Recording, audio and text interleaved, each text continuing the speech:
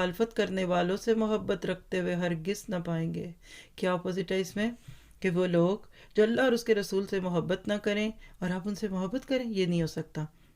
گو کہ وہ ان کے باپ یا ان کے بیٹے یا ان کے بھائی یا ان کے کنبے قبیلے کے عزیز ہی کیوں نہ ہوں، یہی لوگ ہیں جن کے دلوں میں اللہ تعالیٰ نے ایمان کو لکھ دیا ہے اور جس کی تائید اپنی روح سے کی ہے۔ شاید آپ اس کا حق نہ ادا کر سکیں اس وقت، لیکن چند جملے پھر بھی ضرور بولوں گی کہ یہ ہے سب سے بڑی قربانی جو اس راستے میں آتی ہے، اور وہ کیا ہے کہ اللہ آپ کے پیارے اللہ سے پیار نہیں کر رہے، آپ کے پیاروں کی ترجیحات اللہ کے دین کے کام نہیں ہے، تو اس وقت پھر الحب فی اللہ والبغض فی اللہ کی روشنی میں انسان کو ان رشتوں کے ساتھ جہاد کرنا پڑے گا۔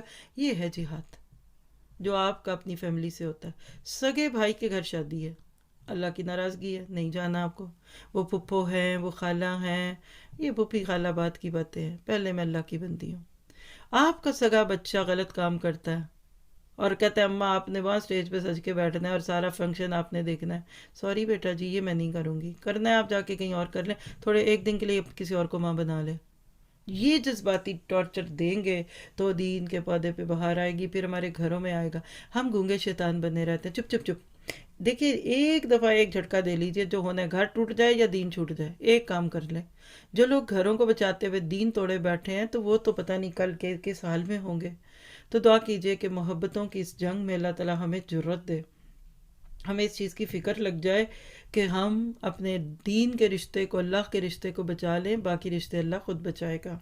پھر کیا ملتا ہے اسے؟ اور ایسی لوگوں کے دلوں میں ایمان آتا ہے، لکھ لیں، جن سے اللہ بڑے بڑے کام لیتا ہے نا دین کے، آپ کے بقول وہ لوگ یہ ساری ہجرتیں اور قربانیاں کر چکے ہیں، اور آپ ابھی تک نہیں چھوڑ رہے ایسی گندی محفلوں کو، اور گونگے شیطان بن کے ان کے ہیڈ کاؤنٹس کو جمع کرتے ہیں، آپ ان کی محفل کا حصہ بنتے ہیں۔ آپ مہندیاں اور اپٹن بھی کھاتے ہیں اور جوڑے بھی لے آتے ہیں، اور پھر باتیں بھی گھر آ کے کرتے ہیں، ساری تنقید بھی آپ ہی نے ان کے اوپر کرنی ہے، اور آپ کسی بدعت کی رسم میں صرف اس لیے بیٹھے ہوئے ہیں کہ آپ کی دوست آپ سے خوش ہو جائے۔ اب چھوڑ دیجئے، اب اسٹریٹ فارورڈ ہو۔ یعنی بات کسی کی بہت اچھی لگی مجھے کہ اب کمپرومائز کا دور نہیں رہا، بی اسٹریٹ فارورڈ۔ سب کو پتہ ہے اب حجت تمام ہوگی، واٹس ایپ نے ماشاءاللہ گھر گھر میں دین پھیلا دیا، کیا سنت کیا بدعت کیا حلال کیا حرام سب کو پتہ ہے۔ اب ہم گونگے شیطان بن کے اگر اپنی رشتوں اور اپنی دوستیوں کے اندر بیٹھے رہیں گے تو کل اللہ کی بہت بڑی پکڑ ہے، پھر ہم حزب اللہ میں نہیں حزب الشیطان میں ہوگے۔